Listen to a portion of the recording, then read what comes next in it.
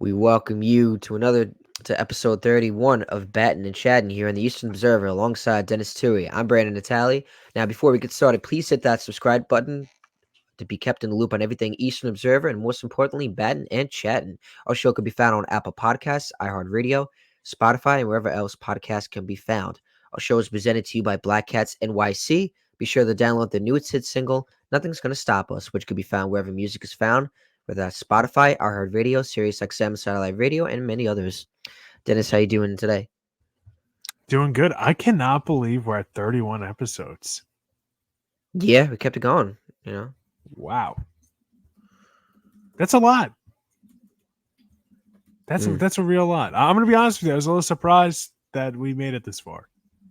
When I first started, I didn't think we'd get to 31 episodes. It's a Let's long clap time, it up. man. Yeah, clap it up. Clap it up. Wow. No, I'm proud of us. I mean, That's there's been awesome. there's been a lot to cover in the baseball world, and here we are. I know we had good friend Niklaus Feil on here. Mm-hmm. He's off doing other things. I hope he's doing well. I got to listen to Pastimes too. Let's see how he's doing with that. Mm-hmm. And we just kept it going. I mean, just a couple of boys talking baseball. Can't get anything better than that. Yeah.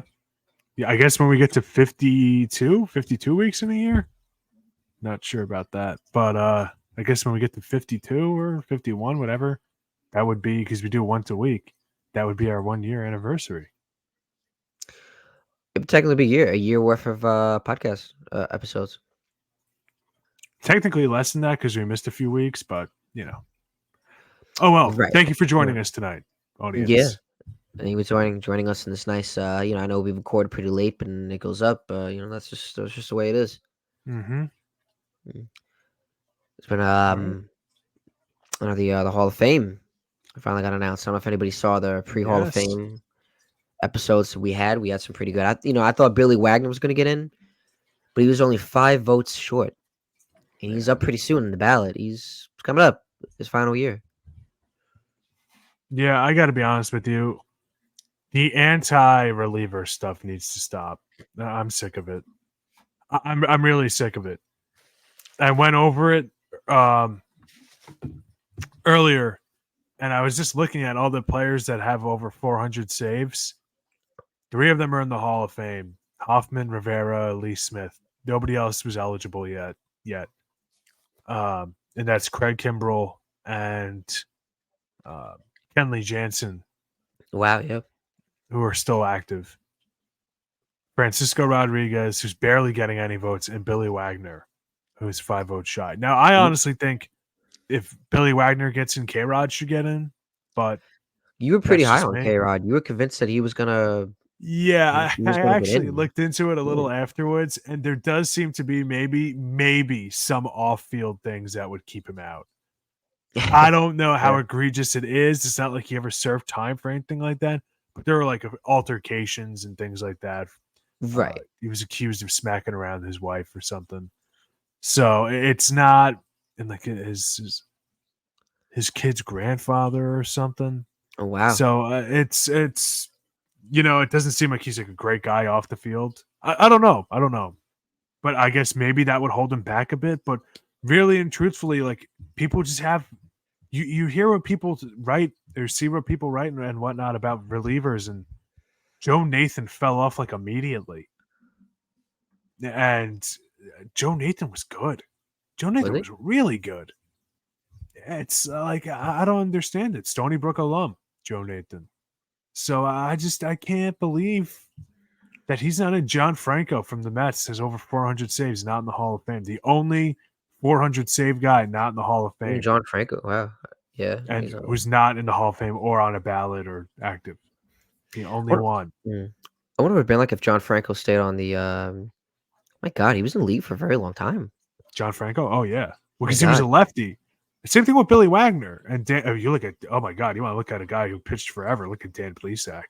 I think Dan Plesac might have the record. I don't know if this is still accurate, but the record for most games pitched, I think might go to Dan Plesac. If you look him up on Baseball Reference, you'll see he played everywhere. Those left-handed specialists, man, like before that, now there's a 3-batter minimum. Before that, guys could hang around for 10 years longer than they should. Because, hey, there's a lefty coming up. Get the lefty out of the pen. Just get the out. Right. There's a lot worse ways to make a living. He was good. I mean, it sucks because I'm just looking at it. Let me pull it up real quick. He's good, man. John Franco was good. Since we're talking about John Franco, I know you mentioned him. I had to talk about him. Of course. Since bring it up, just looking at his stats, like he had a lot of saves. Like it wasn't until like 2000 because he played another 5 years after. Like you look at his saves, he had a total of 424 right here. And that's where he kind of got to that after 2001. That's where he got to that you're just a left-handed specialist kind of thing, just a hanger on. Right. And it didn't end great for him. I mean, look at his last year in the league, 44 games. I'm sorry, he was age 44, 31 games, a 7.2 ERA. That's not great for a closer. Yeah, that's insane. Or a reliever. He had 15. He only had 15 innings.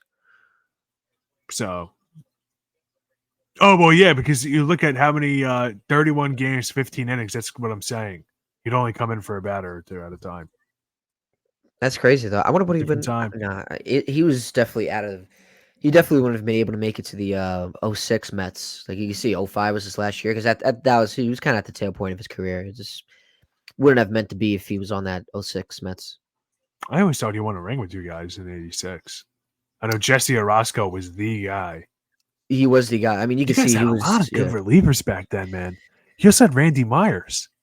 Yeah, and he went on to win a World Series MVP in what 90 or 91 with the Reds. 90. Oh my lord! So pretty good. Yeah, and I always forget that you guys had some bucket getters. But yeah, I think kind of getting back to this current Hall of Fame class, there's not a, and we'll get to the guys who made it in a second. Todd Helton of the Rockies, Adrian Beltre of the Rangers mostly and Dodgers, and obviously Joe Mauer, who spent his entire career with Minnesota.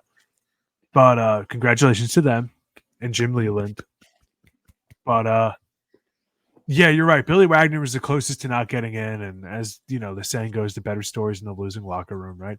So Billy Wagner misses it by 5 votes. I think to me, 400 saves, kind of in conclusion to what I'm saying, 400 saves to me is that magic number, right? We have it, 300 wins for pitchers, 3,000 hits for hitters, 500 home runs. I think the magic number for relievers should be 400 saves and you're in. Skip the line, you're in. To me, that's what it is. That's a lot of game to play. You think 40 saves is an elite season, so that's 10 elite seasons.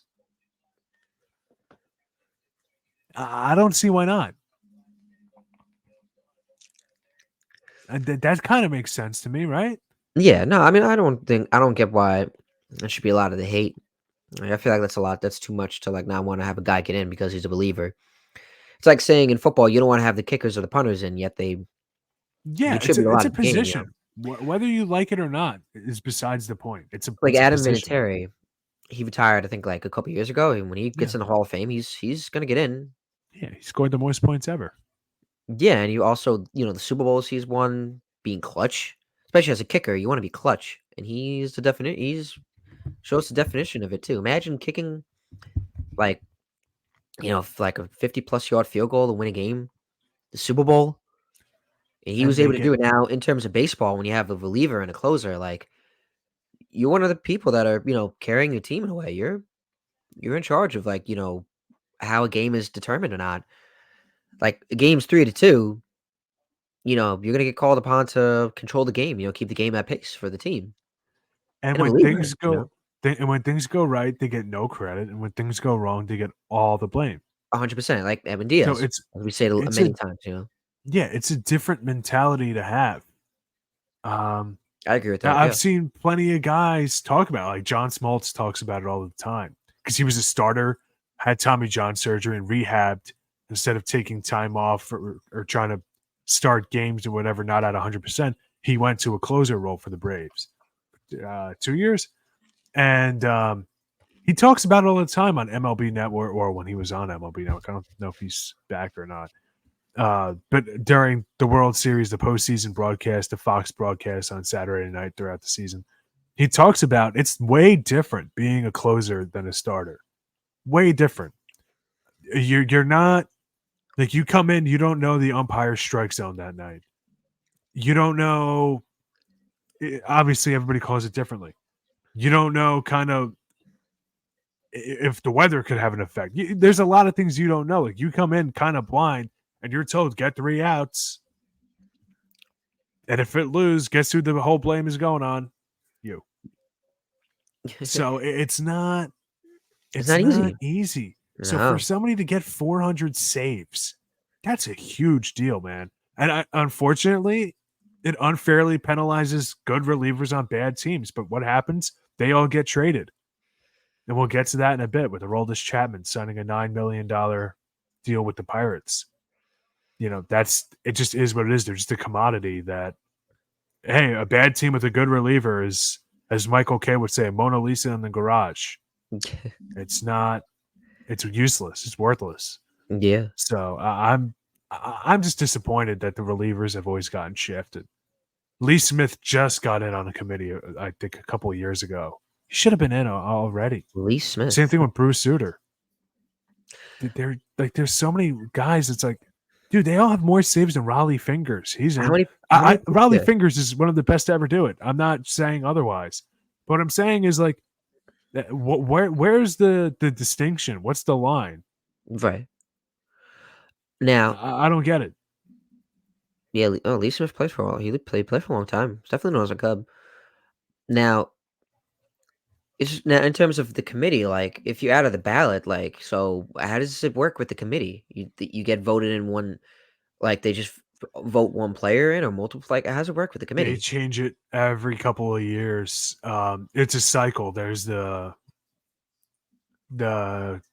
executives, which was this year. That's like managers, general managers, umpires, owners, like people that don't play. Then there's the modern era, which is what 60s or 50s to 80s, and then it's 80s till now. Okay. And then there's the Negro Leagues is a separate committee. And then I forget what it is. It's early game or dead. I don't know if they call it dead ball era or early game. Like the actual, let's look it up. Instead of just guessing here. That's just not good production. Baseball Hall of Fame committees. I used to know it, and then I kind of forgot it because they changed it recently. Era committees. Thank you, baseballhalloffame.org. I think we graduated with somebody who works at the Hall of Fame now or worked at the Hall of Fame. Don't tell me Nick Mullock. No, I wonder what that kid's up to. Gavin Tarowski. I have seen him. I have seen him on LinkedIn. So I mean, I think he's actually doing pretty well, Nick Mullock. So I give credit to him. Really? Huh. Yeah, we'll discuss that later. But Gavin Tarowski, really? Yeah, he went to school for archaeology or something like that, and he was interning as a historian at the Hall of Fame. Oh, that's amazing. Or a curator at the Hall of Fame, something like that. I didn't even know he was a baseball fan. The contemporary baseball era, consisting of the period from 1980 to present day, nailed it. Classic baseball era, consisting of the period prior to 1980 and including Negro Leagues and pre-Negro League stars. Okay, the contemporary baseball era will split. Oh, so they condensed. That's what happened. They condensed the committees to the classic baseball era. It used to be the modern era and the Negro Leagues and the early period. The contemporary baseball era will split into two separate ballots. One ballot to consider only players who made their greatest impact on the game since 1980, and another ballot consisting of managers, executives, and umpires. That's the one that just happened with Jim Leland getting in. Upcoming era committees: Classic Baseball Era, December of 2024 for inclusion of 2025, and then Contemporary Era Player Ballot, December 25 of 26. So Barry Bonds, Canseco, guys like that. That's the kind of guys to think about. I don't know how they select the process. They whittle it down to, I think, 10 guys. I don't know how it is. 15 guys, something like that. Last year, Fred McGriff was the only one who got in. Well, she should have gotten in. He was 8 home runs shy of 500. If that stupid strike didn't happen, I love labor, but without that strike, he definitely would have gone to 500. You know, so good for him. But yeah, okay. Hopefully, our guy John Franco gets in one day. There's a lot of guys that have gotten screwed, man. Bernie Williams should be a Hall of Famer. Bernie Williams, okay. Well, Andy Pettitte didn't get in. No, he didn't get in. He didn't get. I don't think he didn't receive a lot of points. Bernie Williams should get in. I just can't believe that a dynasty that won 4 championships, their best players not in the Hall of Fame. Find me the sport where that's the case. And that is, it's Bernie Williams. It's not even. He's the best in that dynasty. Of the '90s Yankees, definitely. Oh my God, definitely. Over Jeter, Rivera. Yeah, that's. I don't think any Yankee fan would disagree with what I said. He was good for that. He was the guy. He was the guy. He was statistically their best player because he was on all the championship teams. He was on the team until what, 05 or 06? And yeah, I mean, he won 4 rings with them, so I would think he was their best guy. Obviously, after like 99, he started to kind of whittle down a bit, but and then you can say Jeter took over in like 2000, but overall, yeah, Bernie was. But it was Bernie. Like when everybody thought of the Yankees back then, they thought of Bernie Williams. Yeah, Bernie Williams was the guy, 100%. Wow, I never knew that. I thought it was. I don't know. I thought it was mostly Jeter. That kind of took over that. Jeter was kind of like, he grew up in Michigan, but he was kind of like the hometown kid. He grew up a Yankees fan, and I guess they thought he was more marketable. Bernie Williams was not as outgoing as Jeter was, I guess. I don't know.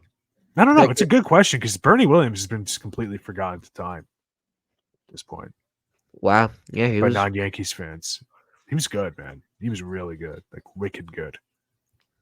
Yeah, from 97 to 01. What a Grammy.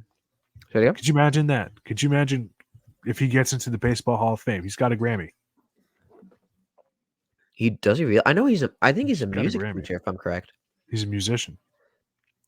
He's I don't know if it was nominated or won, but he's something with the Grammys in Bernie Williams, yeah. I'm pretty sure he's a music teacher now, if I'm correct. I don't know if he's a teacher. I don't know. I'll look it up and make sure. Like, I know he's a guitarist. He plays the national anthem at Yankee Stadium all the time. I'm surprised I haven't seen him. Mm-hmm. Let's see. But Bernie congratulations to congratulations to Todd Helton, Adrian Beltre, and Joe Mauer. I'm guessing fans are going to want us to go in depth. We spent 5-10 minutes on all 3 of them. So we did a lot, yeah. In the last video, maybe I'll see if we can get those segments just isolated and chopped up and put out separately. That'd be kind of fun. Reading an honor right now. Looks like he got a degree in music. He already had 2 Latin Grammy nominations before he got started. Oh, that's what it is. Right. And yes, so you say he first signed with the Yankees when he was 17. Yeah, he was on the team for a while, man. He was. Yeah. I'm telling you, he was their guy in the 90s. Well, maybe one day we'll get him on a Primetime Rundown. Yeah, that'd be awesome. Could you imagine? That'd be dope. But yeah, now on to obviously, like you said, Todd Helton, Joe Mauer, Adrian Beltre. Like I said, clap it up for them. Yeah, man. 3,000 hits for Beltre. We knew he was getting in. I think the class was definitely well deserved, honestly. Like they're oh yeah. Yeah. I said Todd Helton should get in for that. I mean, yeah. Oh yeah. You and we're in agreement on basically all of them. I do have to say, we have to talk about the guys who fell off. Let's see if I can find it. I had it earlier. A-Rod didn't get a lot of votes. All right, so I'll send you this link. I don't know if you want to share screen so fans could see the actual. Go right ahead. Yeah, if you could click the link I just sent, bbwaa.com. About 3/4 of the way down the page, you'll see a graph that has the amount of votes everybody got and the percentage, so we can talk about who got booted.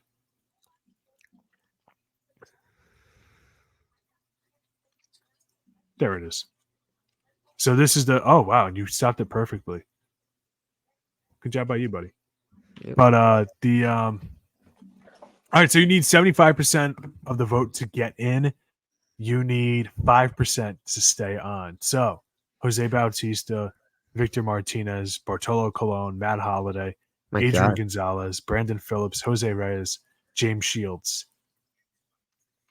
I salute you for those about to rock. I can't believe I said that. I really thought that Matt Holliday had a good choice for, not a good case to make it in. I can't believe I really went with that. That was a take. I wasn't expecting that. That was certainly a take. That was definitely a take. I mean, come on. I can't believe Jose didn't get a single vote. Jose Reyes? Not that I don't think Jose Reyes should be in the Hall of Fame, but they always throw out the one vote for like a guy who's like, I appreciate what you did. Thank you. I'm surprised Jose didn't get a single vote. That to me is absurd. Manny Ramirez. I mean, well, no, I mean, I feel like Beltran definitely. Beltran should have gotten more. A lot of people saying Gary Sheffield should get in. He should have. Oh my God, the steroid thing with Gary Sheffield is so weak. It is so weak. If you look into it, it's really weak. He was named in certain things, but he never served a suspension. Listen, so I've been going down like the WWE rabbit hole again. I always do this time of year, every year I do. We're going somewhere with baseball, guys. Stay with me. The WWE was checking for steroids 10 years before baseball was. The first drug test administered was for athletics, the 1968 Olympics. I know this. You want to hear how I know this? Oh, I wrote a research paper on it. Thank you. Got an A on it. I think I know what I'm talking about. There you go. Let's call them the WWE. Major League Baseball literally created the steroid era. Like they have nobody to blame but themselves.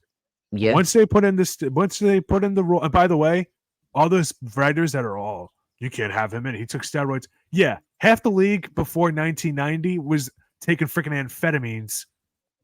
Like a fat kid eats M&Ms. All right. So I could say I got a little husk myself. So I don't want to hear it. Listen, I love Bob Costas. I do. But he said the difference between what they did was these were performance enhancers. Those were performance enablers. Damn, Bob Costas. I like Bob Costas, but when he said that, I was gobsmacked. He said this about 2 years ago on MLB Network. I thought to myself, all right, well, then what about Andy Pettitte? He said it was just to get back from an injury. What about Eric Gagne? Same thing, just to get back from an injury. You don't think that a guy being able to play 162 games because he's hopped up on freaking Nazi drugs that's not going to impact his performance whatsoever? Gary Sheffield's a Hall of Famer. If you don't think Gary Sheffield's a Hall of Famer, you don't know ball. Suppose that. You just don't know ball. Who else on the list? Mark Bauer. Burley. I'm sorry. It's a tough name, man. It really is. Mark Burley. That's his name. Tough. It's the H. Mark Burley. The H. It throws you out. He deserves some more credit, in my opinion. I think him and Andy Pettitte being neck and neck like that makes sense. And Andy being they're pretty neck and neck, yeah. Jimmy Rollins got a good amount of. You know what's crazy though? David Wright. He really got some votes. I thought that David Wright would get more. Really? Yeah. I thought he was going to get more. If David Wright gets in, then there's hope on committees and whatnot that Don Mattingly would get in. So I really hope David Wright would have gotten more. Oh, well. Like I said, if David Wright had more years in and more hits, it definitely would have made an easier case for him to get in. It's just, it's tough. That's injuries. What happened? They got the best of him in his career. I'm not surprised by James Shields. Jose Reyes, I guess I'm a little surprised. I was surprised if he got a vote. He got a vote. Brandon Phillips got a vote over Jose Reyes. Are you kidding me? You know what happens? They all talk to each other, all the voters. And a lot of guys, they know Adrian Beltre is going in already. He's everybody knew he was getting in. So 95% of the vote, those 4.9%, they vote for guys who they think should be on the ballot longer to keep them on the ballot. And so listen, if I know Todd Helton's going in, Joe Mauer's going in, and Adrian Beltre, I have 3 spots opened up. So if you covered the Reds and Brandon Phillips was a good guy to you or whatever, you'll throw him a vote. This is a little appreciation. That's what they do. So it's not that guy thinks Brandon Phillips is a Hall of Famer. It's just a, hey, thanks, kind of a thing. You had a good career, an honor to just at least say you got a Hall of Fame vote. Maybe Anthony Tacoma, doesn't take anything. It's just a respect thing. Respect thing, okay.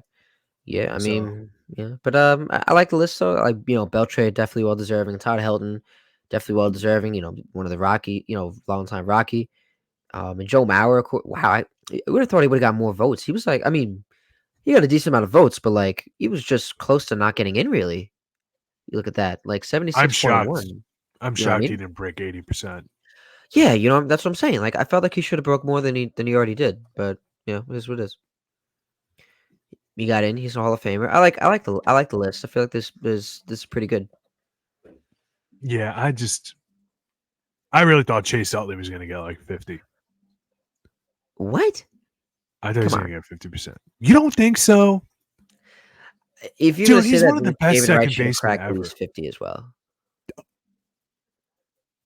Yeah, I said it. That's right. There's a lot more third basemen better than David Wright than there are second basemen better than Chase Utley. We got a decent amount. I mean, let's say, that's kind of the crux of my argument with Chase Utley. It's the same reason why I think the Yankees should extend Gleyber Torres.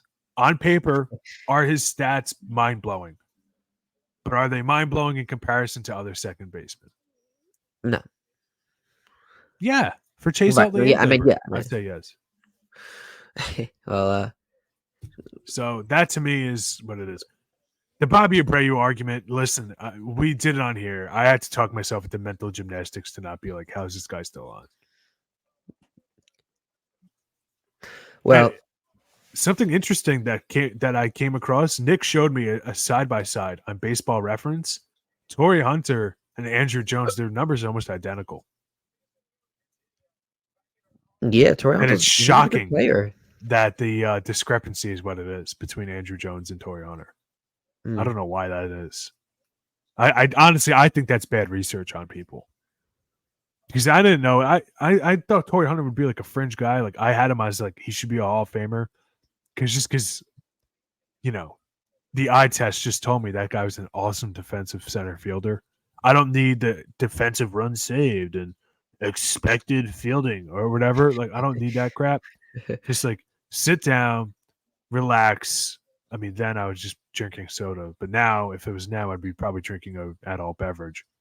Watch the game. Tell me what you think. Nobody ever watched a game with Torrey Hunter playing center fielder and didn't think that guy's a freak of nature.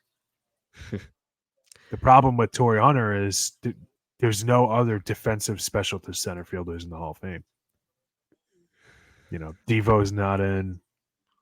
Gary Maddox isn't in. I think it's crazy. Carlos Beltran, I think, and then we'll move on to other topics. But Carlos Beltran, he almost had, he almost 57.1, and that was only his second year in the ballot. So I feel like he's definitely going to get in the future. I don't know when, but it's getting close. I don't see. My eyes deceive me? I don't really see. No, they're off it, right? Barry Bonds and all them. And, oh yeah, they fell off. Was it last year or 2 years ago? Barry Bonds, Kurt Schilling, and Roger Clemens fell off. Last year, Jeff Kent was the only one who fell off. Jeff Kent not being in the Hall of Fame is how I view Kiss not being in the Hall of Fame for as long as it took for Kiss to get in the Rock and Roll Hall of Fame. It's completely delegitimized the institution. That is pretty, yeah. No, that's crazy. Like Jeff Kent, most home runs ever by a second baseman. You skipped a line. First ballot Hall of Famer. First ballot. Someone agrees with me. You hit the unmute button on accident on your TV. But listen, I don't understand the voting at this point. I don't understand the criteria. I don't understand what these people want. Congratulations to Todd Helton. You guys can watch. We talked about it for like 10 minutes. Congratulations, Adrian Beltre. We talked about him for 10 minutes.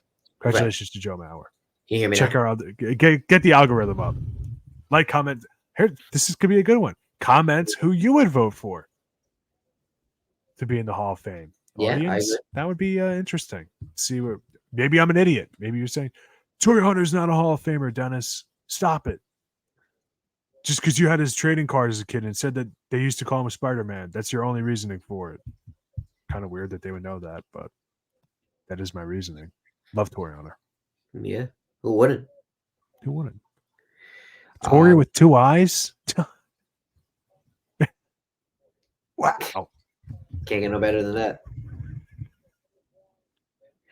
All right, Good career, man. You used to always amaze me, Dennis.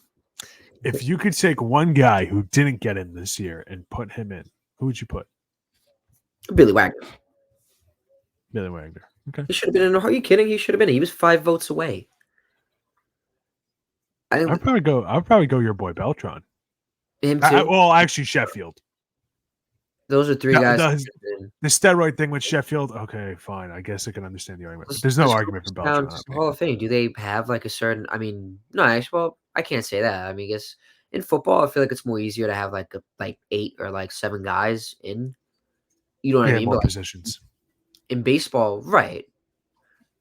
Yeah, but I feel like in baseball, it's like 2 or 3 guys, or like just 1 guy. They haven't, or there's years when there hasn't been anybody voted. I remember there was a year when nobody got in. What? 2 years ago. 2 years ago, nobody got in. Last year, the only one who got in was David Ortiz. Wow, yeah. So do you want to hear Do you want to hear some of the additions for next year's ballot? Some good ones. Let me hear it. We have Ichiro of the Mariners, Yankees, and Marlins. My favorite player ever. CC Sabathia. Dustin Pedroia of the Red Sox. Ian Kinsler. Felix Hernandez. Troy Tulowitzki. Ben Zobrist. Curtis Granderson. Hanley Ramirez. Russell Martin. Adam Jones. Brian McCann. Martin Prado. Carlos Gonzalez. Melky Cabrera. Clay Buchholz. And guys that aren't getting in. Fernando Rodney, Mark Reynolds, Mark Trumbo, Kendrys Morales, Jason Vargas, Ian Desmond, Francisco Liriano. Those are possible guys. I don't know how they whittle it down. Martin Prado, he's not going to get on the ballot. No. Jason Vargas shouldn't be on the ballot. I want to put Francisco Liriano on there. Actually, Jason Vargas. Francisco Liriano is decent. Nah, no. Jason Vargas. That guy. The pitcher? I thought he played a lot longer than that. Yeah, he's going to be on the ballot, man. Really? That's interesting. I never would have thought that. He could be. He could be on the ballot. 99. He wouldn't get any votes. But, no, I don't mean. Dude, I had him in 2017 when he was on the Royals. I had him on my fantasy baseball team. Killer. I remember seeing him pitch a couple times. In 2019. Wow, 2019 was his last year. That's crazy. I remember I saw him pitch his complete game. Like he pitched a complete game. The only complete game that year too. It was a shutout against the Giants. It was pretty cool. Because he wasn't phenomenal for the Mets. He was phenomenal, but came to a time where he was on the Royals in 2015. He won the World Series with them in 2015. He wasn't a very liked pitcher on the Mets. No, he was not.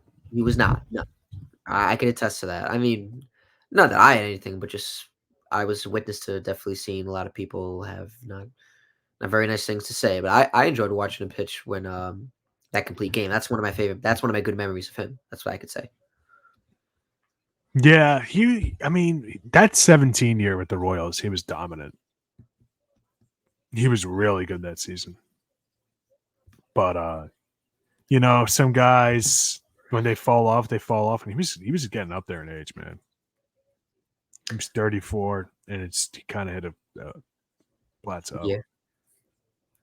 But anyways, in fact, that covers up with the Hall of Fame. Congratulations to everybody. Yeah.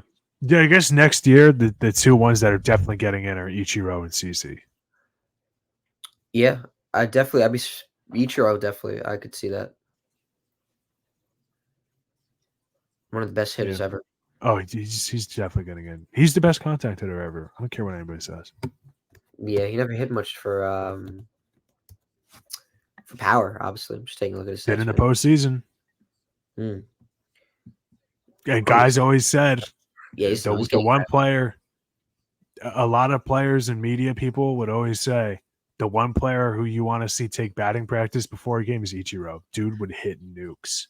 Yeah, he's definitely getting in the Hall of Fame easily, no matter what. Yeah. Be shocking if we didn't. Well, it's cool to see he ended his. I remember when he just finished his career too. Ichiro? He was 45.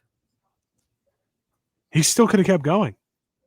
He wasn't so? bad. He wasn't bad. Look at his batting average and look at the batting averages we see around the league right now. He could still be playing. I'm convinced he could still be playing. I understand it's like Dennis, you're one of your favorite athletes ever. I get all that, but I'm totally biased. But he could still be playing on a team. 1,000%. You mean to tell me, I'm not trying to hate on the guy, but you mean to tell me Joey Gallo can get a gig, but Ichiro can't? Okay. It's his choice. We'll see about that. Did you ever hear the Tom Brady Ichiro story? No. Tom Brady calls Ichiro and asks him, what's your workout regimen? Because Ichiro's been playing forever at this point. Tom Brady wants to play for a long time, too. Ichiro says, who the F is Tom Brady? No clue. No clue who he is. No idea who he was. It was a new story to me. This was, I don't know when the story happened, but Tom Brady shared the story that Ichiro had no clue who he was. That's funny. I'm not gonna lie, that's pretty good. Which I can believe, to be honest. I mean, the baseball season is when football is not in season, so I doubt he would be paying attention to it. Not sure how much NFL action they get in Japan. That'd be interesting. So that's always a funny one. Well, I guess now we could thank Ichiro for why we saw Tom Brady as much as we did. Yeah. Yeah, right. TB12. So TB12. Moving on. Yep. Free agents. My Marlins made a move.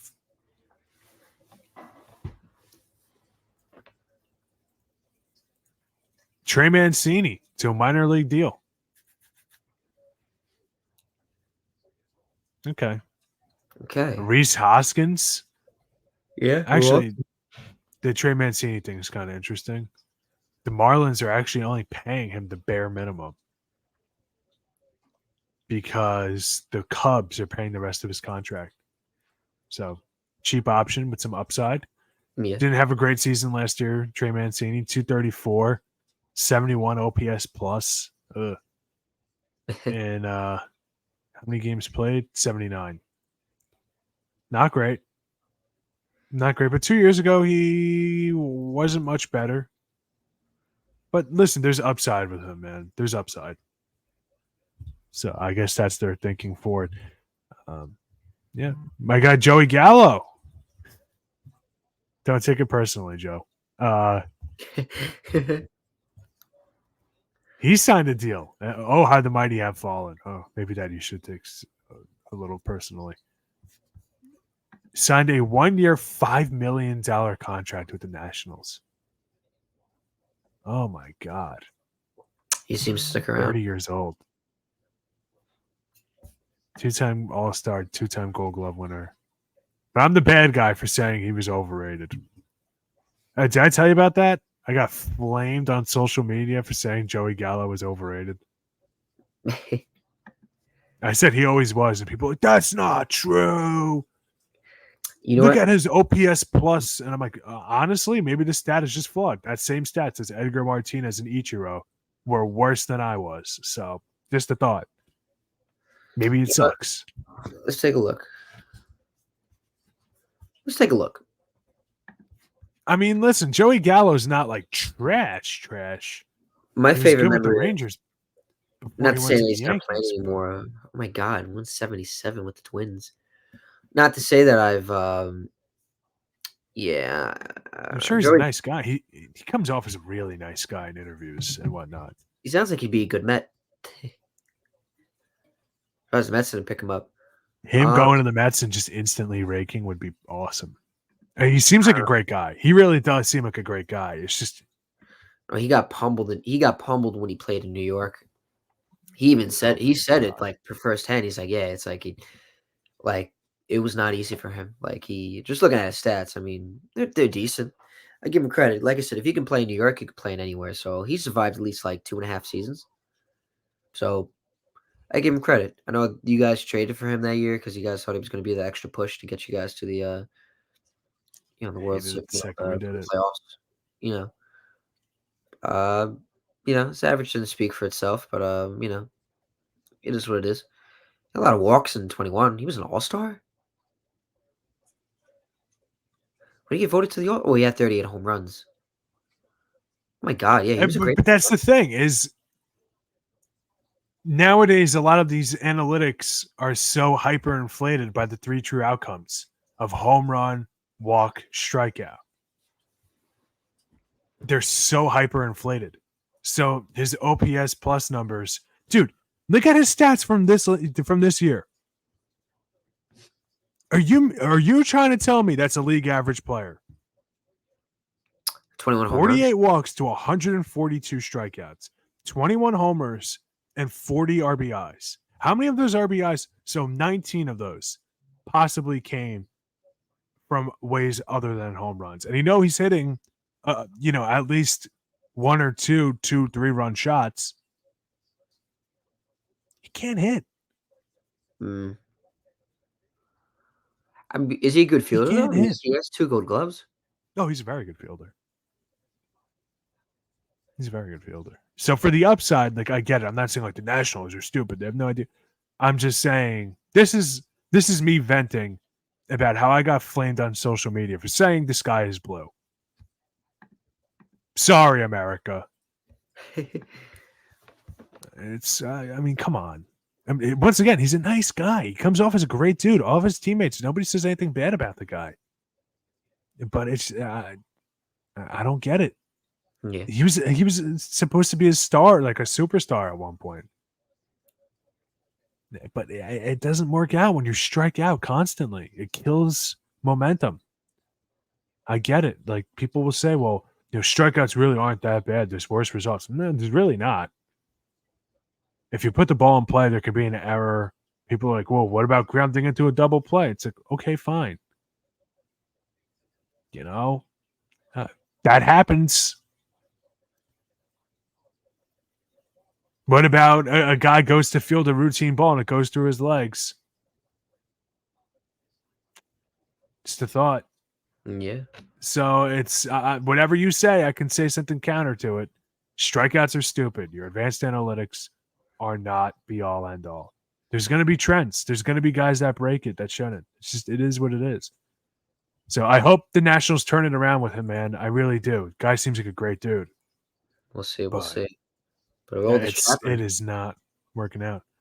Yeah, Chappie signed a. Hold on, I lost it here. But I think it's crazy because It's a 1 year, $9 million. Yeah, I think it's that much. I know that I saw something before that the Mets were looking into him, and then literally maybe a couple hours later, that's when the Pirates deal was announced. I was like, oh. The Yankees were interested too. Oh, it is a 1 year, $10.5 million. Excuse me, misspoke. Listen, this is what it is. They're going to do what he did on the Royals last year, a pump and dump. Get your stats up. We'll trade you to a contender. We'll get some prospects, capital, whatever. In return, you try to win a ring again. Have fun. And who knows? The Pirates, they were frisky for about a month and a half, 2 months last year. Maybe they keep him. Who knows? Maybe they could turn things around, but he was decent for the Rangers. He was pretty good. He won the World Series with them again, right? Yeah, last year. Wow, that's crazy. He's been in the league for, like I said, I always give credit to when the Yankees traded him to the Cubs for nothing. And they got him back. You know, we got Gleyber Torres and Aroldis Chapman for nothing. I always give credit to that. So, what does this do for the Pirates, though? What made the Pirates such the move for him to go to? They probably offered him, like I said, they probably offered him the most money, and it's a pump and dump. Just get your stats, and we'll flip you to a contender. Yeah, right. Are there more players like that? Like just flip and dump? Oh, totally. You see it with relievers all the time, man. The thing is, it's usually not elite guys. It's like him. That's somebody that's kind of on their way out, for lack of better terms. You see it all the time. David Robertson. Yeah, I was just about to say good example of it. I was just about to say, where's he been? Like he's not signed. He's a free agent. I think the Mets should definitely pick him back up. I don't know if he wants to come with us. Depends if he wants to win or not. Like I don't know where he is at his career, but I know I wouldn't mind. I wouldn't mind him going back to the Yankees, man. He was good for us. Every time we had him, he was very good. You know, he was good for the Mets, but I just think, like I said, the Diaz injury definitely affected them. Who would have known that? Of course it did. One of the best closers, like just the best reliever on the team. Who would have known that would have had such a big effect on? And like we always said before, how relievers should get into the Hall of Fame. They have a lot of weight that is carried onto them on the team. So now that Edwin Diaz was out, then that led to David Robinson getting used more. He wasn't supposed to be that ninth inning guy. He was supposed to be a 7th or 8th inning guy. So Diaz is now back. So I would love to. That's going to be fun, though. I mean, are you ready for the Timmy Trumpets, Dennis? Yeah. Yeah, I'm concerned about what Edwin Diaz we're getting. Is it going to be 2022 Edwin Diaz or 2019 Edwin Diaz? If I'm a Met fan, that's something I'm a little concerned about. See how he's going to come back after the injury. I have faith in him. I'm not trying to downplay. I always had faith in him. I always had faith in him. You know what? You know he that. He had to work for it. So, I mean, for me, sure, he was on the Mariners, but like now he was a Met. You saw what I was getting. So now I see what he is, and I can't get mad at him for it. So I said to myself the other day, I wouldn't mind if I got a Diaz jersey, but you came into my head right away. Like I thought of you right away, and what you would have thought.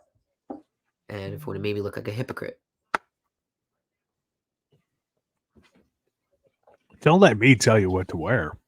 That's true. I mean, we'll see. I mean, when anything in doubt, I got on my Mike Piazza. But I was recently cleaning my room and I found my Mike Piazza jersey. Did you really? Did. That's pretty cool. Mm-hmm. But yeah, but like, so no, it would have been cool to see how. I mean, now that Diaz could be back, it would be cool to see how Robinson is. Another Yankee pitcher. I just see this right now. Domingo Germán is expected to return to the mound in 2024. I just got a report. This from Bleach Report, reported by Aaron Walsh. According to Mark W. Sanchez, the right-hander's in contract discussions with 6 teams. Mark W. Sanchez. Now, this is Mark W. Sanchez, not Mark Sanchez from the Jets. Oh, I was going to say, Mark, career change, huh? I know, imagine. He's from the New York Post, and he said that it's the Orioles, Blue Jays, Mets. Though Steve Cohen's team is considered the least favorites. So I would not wish that devil on you, Ricky Bobby. Hey, have fun with him. Well, like I said, the Mets are the least favorites, so now Germán is I wouldn't recommend any champagne celebrations around him. That's the thought. It was a little dark, but yeah, he said he refused to go to the minors. Something like that. I don't know what it is. What happened with him? The guy had a vicious drinking problem. Yeah, that's what I heard. Vicious. So hopefully he got that under control, and if he did, wish nothing but the best for him. I remember seeing him pitch the next game. He pitched after the perfect game, and everybody was ready. Like Yankee Stadium was going nuts for him, and he pitched really good. He pitched good for them. I was, so it's sad what happened to him. So inconsistent. So inconsistent, man. Honestly, his peak is a long reliever, which sounds crazy. The guy pitched a perfect game, but it's honestly like a fringe starter long relief role is perfect for him. Perfect. Okay. But I don't know if you'll get that job. A team I could see him doing good with would be like a team like the Royals. Just a spot in the rotation. Just stay here, stay out of trouble, kind of a thing. Right. Just bounce back, get your career, get your life in order. They flip him or no? Yeah. Now they said that he was only due to 20 games, 19 starts, as the Yankees placed him on the restricted list by in August. Involuntary, he entered the inpatient treatment program for alcohol abuse, after following a reported incident in the team clubhouse. Yeah, I remember that. We talked about it on here. That was nuts. So, all right, I hope he's doing okay. Yeah. Oh, 100%. I hope he's doing better. We'll see. Just great. I just want to know what it's going to be like for the Mets and Pete Alonso. I feel like the more I hear about it, I feel like he's likely going to get traded. Yeah. Well, my crazy harebrained idea of a Pete Alonso, Rhys Hoskins platoon, that went down the drain. Rhys Hoskins signed a 2-year deal with the Milwaukee Brewers. Brandon, they signed a hitter. This is huge. Well, oh my God. He's coming off a torn ACL, though. A 2-year, $34 million deal. Well, he never played with any athleticism. He was always just mashing. Home run. There you go. Home run. So, and no shift this year, so he's not going to have to hopefully he fares better than Ryan Howard after he tore his ACL. They did a no shift last year, right? Too. They did that. Yeah, but he didn't play last year. He got hurt the first day of spring training. I think it might have been the very first day of spring training he got injured. Yeah, that's terrible. Poor guy. The first game. Oh. Yeah, it happens. It's. I'm just looking at what's crazy? I was looking at MLB Network today. They released their top 10 right now for left fielders. Mm-hmm. One was Yordan Alvarez. Yeah. And number 2 was Brandon Nimmo. What? Yeah. I would have Randy Arozarena. Nimmo's been playing pretty good. He's definitely well deserved. I'm glad. I was very happy when the Mets kept him. I wonder how it's going to be now that Bader is now officially in. What about Juan Soto? Juan Soto. I feel like Juan Soto is considered a right fielder though, because he's not on this list. It's number 3 is Nolan Jones. Number 4 is Brian Reynolds. Number 5 is Chase McCormick. Number 6 is Randy Arozarena. Wait a second. How the hell does this make sense? How do you have 2 left fielders on your roster? Jordan's a DH. He can't be a DH and a left fielder and then have another left fielder as the left fielder. It's only one position. You tell me. Chas McCormick is on the Astros. It's bizarre. Continue. Number 7 is Lars Nootbaar. From the Cardinals. Oh, okay. Won the World Cup for Japan. Really? Mm-hmm. He was on their team. Number 8 is Christian Yelich. Number 9 is Matt Wallner. And number 10 is Kyle Schwarber.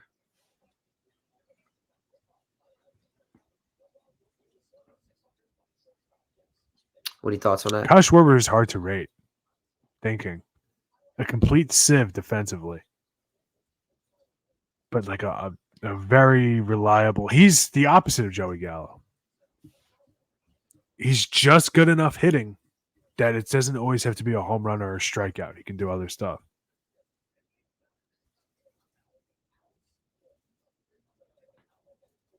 I don't know. I don't know who I'd rather have between him and Yelich. It's a tough question. Matt Wellner, I honestly don't know enough about him. He's on the Reds? Am I right on that? Sounds like it. Let me take a look. I could be wrong, but Let me do the research for you. I honestly, I don't know. I'm not too familiar with him.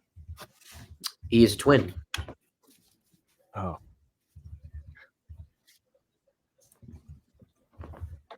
Matt Wellner? Yes, of the twins. How do you spell it? M-A? Obviously Matt, and then W, like wall, and then Ner. Oh.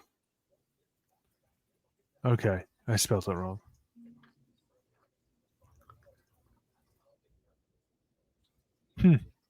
Yeah, half decent. 14 homers, batted 249, OPS plus 139, 41 RBIs.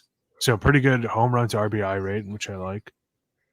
2 stolen bases, not great. What are your strikeouts, big boy? 80 strikeouts to 28 walks. Okay. Only 70. All right, that's crazy. Only 76 games played. Yeah, no, Kyle Schwarber's better. At least Kyle Schwarber, the one thing I give him credit for, very streaky, but he played, man. Played. Yeah. So another big news. Did we talk about Josh Hader last episode? I think we might have. Oh, we didn't. No, we didn't talk about him. We didn't talk about Josh Hader. No, it's Okay, not a big deal with the Astros did. when I announced it. Yeah, so Josh Hader, 5 years, $95 million, no deferrals. They went big. They went big. They went grande. They went to Starbucks and said, "Let me get the venti." I'm getting more into Starbucks lately. I am. I got to admit it. Okay. But yeah, dude, 5 years, $95 million for Josh Hader. I don't like this deal. How come? I think he's redundant. I think Ryan Presley is already pretty good. Brian Abreu I like, and they have another cat in that bullpen too. Is it Miguel Montero? Is that who I'm thinking of? They have guys, man. Hold on. Let me click the full story. Alden Gonzalez. Alden, what do you got for me?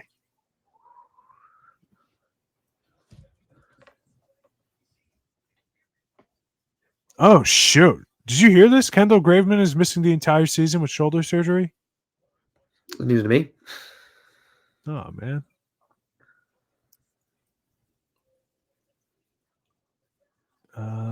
Rafael Montero. That's what I'm thinking of. You're right.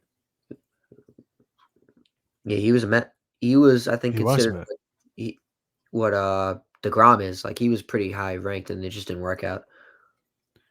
Yeah, so they had guys, $95 million on him. Let me tell you something. That money, that could have been used to getting Blake Snell or shoring up that rotation. That rotation is not good. It's a bad rotation. Yeah, it's not good, man. It's really not. I get Lance McCullers. Even Josh was saying, our friend who lives in Houston, was saying that he's not confident at all. He said going into the playoffs, he was not confident whatsoever in the rotation.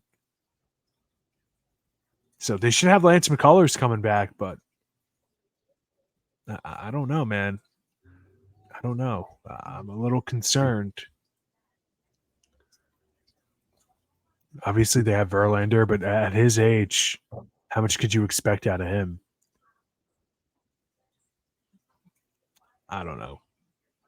I thought the bullpen was the least of their concerns. Right. I guess it could have been short up a little bit. They are losing Hector Neris to free agency. They could have shorted up in other ways, but $95 million over 5 years for Josh Hader. Doesn't even pitch back-to-back days. Ryan Presley can. It's just I don't like it. I really don't like it. Mm-hmm. I don't think it's going to work out for them. Heck of a player. We all know the stats, right? I mean, I could pull it up, but we all know it. The guy's a bucket and a half, all-star, perennially, a perennial National League reliever of the award of the Hoffman Reliever of the Year award. That's what I'm talking about. Last year, a 1.28 ERA in 61 games, got 33 saves. The guy's phenomenal. Mm. ERA plus 321, league average is 100.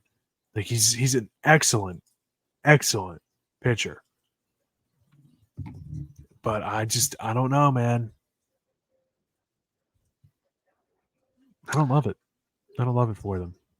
Well, I mean, good for the Astros. I feel like add another superstar player to their team, and we'll see how it works out. But I guess that's it. Is there anything else we should talk about? No, I think that's it. Matt Moore goes back to the Angels. I saw that. Yep. Reliever, right-handed reliever Robert Stevenson goes to the Angels. Yariel Rodriguez went to the Blue Jays. Jordan Hicks goes to the Giants.